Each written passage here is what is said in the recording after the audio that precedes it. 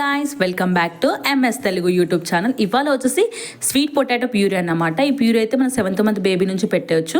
ఇదే స్వీట్ పొటాటోని మంచిగా వాష్ చేసి దాన్ని స్టీమ్ చేశాను. ఇడ్లీ కుక్కర్లో వచ్చేసి స్టీమ్ చేశాక అది కొంచెం స్మూత్గా స్మాష్ అయ్యే విధంగా ఉన్నదనుకోండి.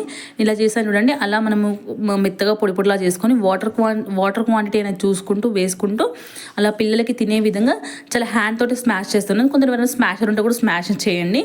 బట్ నేనేంటే హ్యాండ్తో చేస్తే మన పిల్లలకి ఏ టెక్స్చర్లో తింటాము కొంచెం కంఫర్ట్గా ఉంటుందని చెప్పేసి నేనైతే హ్యాండ్తో స్మాష్ చేస్తున్నాను.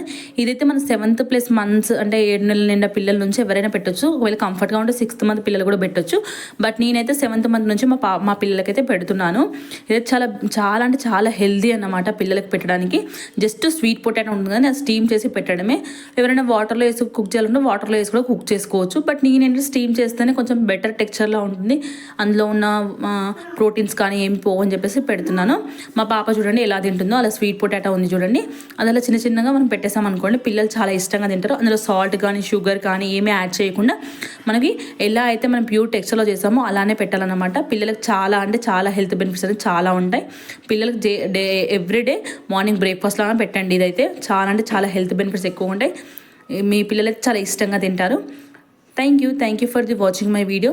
మీరు కనుక నా ఛానల్ని ఫస్ట్ టైం చూస్తున్నట్టయితే ప్లీజ్ సబ్స్క్రైబ్ చేసుకోండి, లైక్ చేయండి అండ్ షేర్ చేయండి. మరిన్ని వీడియోస్ మీకోసం ఇంకా నేను ప్రొవైడ్ చేస్తూ ఉంటాను. Thank you guys, thank you for the watching my video. Thank you.